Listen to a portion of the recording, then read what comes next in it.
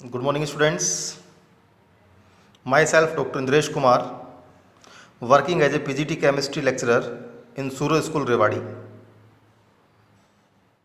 Yesterday, I have already discussed Journal Introduction of Atomic Structure for 11th class. Now, today we will discuss Discovery of Fundamental Particles of Atom.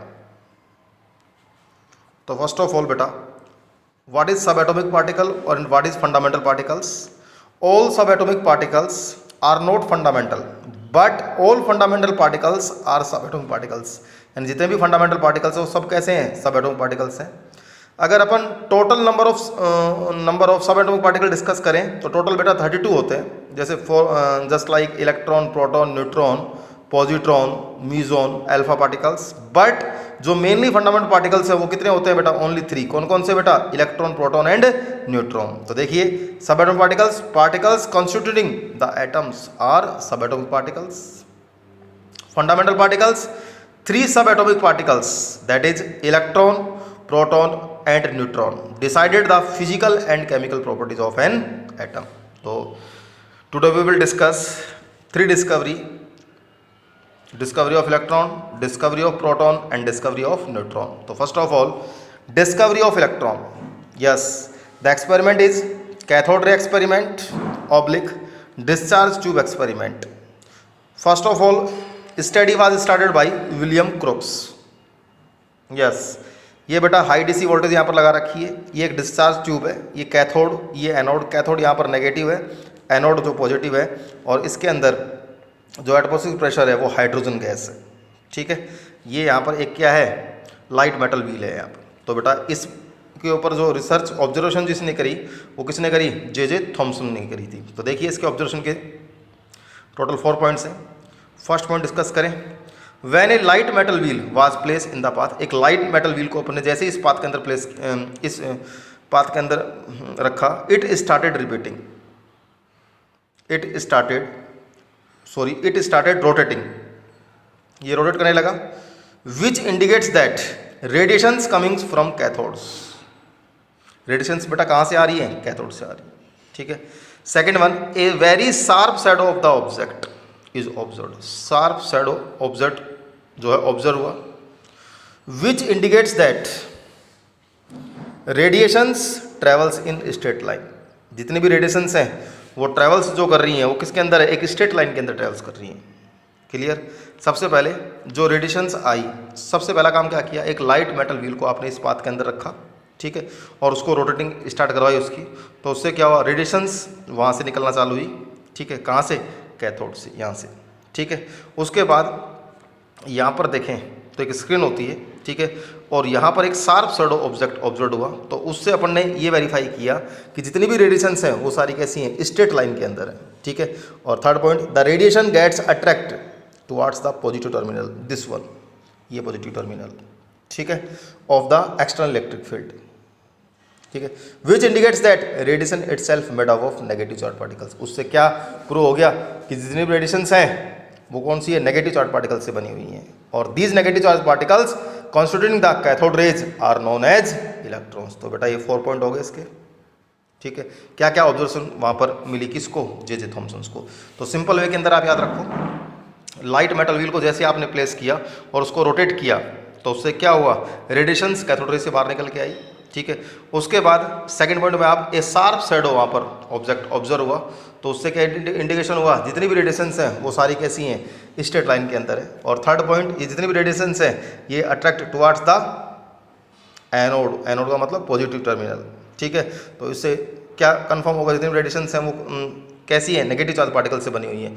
और ये सारे negative charge particles जो हैं constituting किसको कर रहे हैं? Cathode rays को कर रहे हैं. और इसको अपन ने क्या नाम दे दिया बेटा? इलेक्ट्रॉन्स. ठीक है.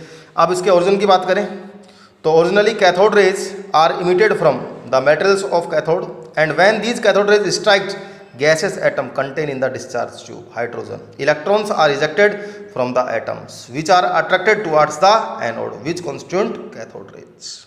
तो बेटा ध्यान रखना, अगर चार्ज ऑफ इलेक्ट्रॉन डिस्कस करें तो किसने बताया था? आर ए मूलिकन ने बताया था. और कितना होता है? 1.602 × 10⁻⁻19 कूलम. मास ऑफ इलेक्ट्रॉन कल मैं आपको ऑलरेडी बता ही चुका हूँ, 9.11 × 10⁻31 kg. तो ये फर्स्ट पॉइंट हो गया, डिस्कवरी ऑफ इलेक्ट्रॉन कंप्लीट हुआ। ठीक है, अब आते हैं बेटा डिस्कवरी ऑफ प्रोटॉन। तो डिस्कवरी ऑफ प्रोटॉन की बात करें, किसने दिया था? गोल्डस्टीन ने। ठीक है, इसके अंदर देखो थोड़ा सा डिस्चार्ज में चेंज है।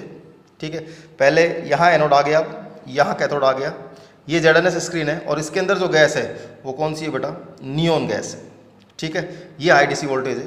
अब when perforated cathode, perforated PERFORATED, perforated cathode का मतलब होता है कैथोड विथ होल्स, होल्स हैं उसके अंदर, was taken then scintillation is produce, कहाँ पर? जिंक सल्फाइड स्क्रीन पर, यानी ZNS स्क्रीन पर। स्किंटिलेशन का मतलब क्या होता है? या तो बोल दें स्पार्क या बोल दें फ्लैश। ठीक है, प्लेस बिहाइंड इट, यहाँ पीछे की तरफ। ठीक है, which indicates that some radiations have emitted from anode, इसका मतलब ये इंडिकेशन हो गया कुछ रेडिएशंस कहाँ से इमिटेड हुई हैं? एनोड से।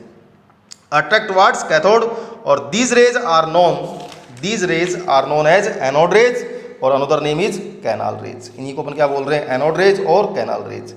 The positive charge particles constituting the cathode rays are known as proton. अगर बेटा इसके भी ओरिजिन की बात करें, वहाँ नेगेटिव चार्ज था तो क्या बोला था? इलेक्ट्रॉन। यहाँ पॉजिटिव चार्ज है तो क्या बोल रहे हैं? Proton.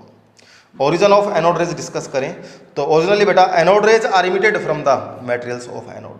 When these anode rays strike the gaseous atoms neon, electron ejected from it which produce positive charge ions which move towards cathode and constituent anode rays। Clear? हाँ भाई, अगर दोनों की बेटा अपन नेचर की बात करें कि nature of cathode and anode rays discuss करें तो nature of cathode rays remain same, cathode rays की नेचर सेम रहेगी, but nature of anode raise change with change in gas taken in discharge tube. जो discharge tube है उसके अंदर gas पर depend करेगी, उसकी नेचर पर डिपेंड करेगी। तो बेटा ध्यान रखना, चार्ज ऑफ प्रोटॉन 1.602 × 10⁻19 कूलम। ठीक है, लेकिन मास ऑफ प्रोटॉन चेंज होगा 1.67 × 10⁻27 kg, ऑलरेडी डिस्कस कर चुके हैं। लास्ट पॉइंट है डिस्कवरी ऑफ न्यूट्रॉन्स। किसने दिया था बेटा? चैडविक ने दिया था। इसके अंदर बेटा दो अपन रेडियोएक्टिव रिएक्शन की बात करेंगे। ठीक है, अल्फा पार्टिकल्स तो लेंगे, लेकिन एक इसमें अपन लेंगे बेरिलियम और दूसरा अपन क्या लेंगे? बोरॉन। तो देखिए ये 2He4 अल्फा पार्टिकल्स 2He4। अगर बेरिलियम की बात करें तो 4, तो क्या होता है? Z और A 9।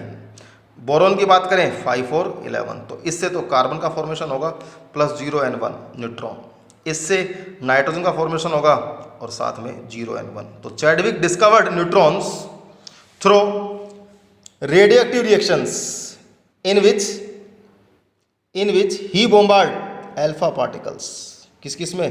with beryllium and boron atoms, resulting in the formation of carbon and nitrogen atoms along with neutral particles, और जिसको अपन क्या बोल रहे हैं बेटा? न्यूट्रॉन्स। तो ध्यान रखना बेटा, रेडियोएक्टिव रिएक्शन के अंदर अल्फा पार्टिकल्स बॉम्बार्ड किस पे करवाया? विथ बेरिलियम के साथ और बोरोन के साथ। बेरिलियम के साथ करवा रहे हैं तो कार्बन एटम, और अगर बोरोन के साथ करवा रहे हैं तो नाइट्रोजन एटम। ठीक है, तो बेटा चार्ज ऑफ न्यूट्रॉन की बात करें तो 0 होता है और मास ऑफ न्यूट्रॉन इक्वल होता है बेटा मास ऑफ प्रोटॉन के, वो कितना? 1.67 × 10⁻27 kg। तो इस तरीके से अपन ने आज 3 डिस्कवरी की बात करी, discovery of proton, discovery of neutron और डिस्कवरी ऑफ इलेक्ट्रॉन। तो अगर आपसे डायरेक्ट पूछे discovery of electron J.J. Thomson, discovery of proton Goldstein और discovery of neutron Chadwick. Is that clear? तो इनके मास और इलेक्ट्रॉन आप चार्ज ध्यान रखना, ये अपने अब काम आते हैं। थैंक यू बेटा, हैव ए नाइस डे।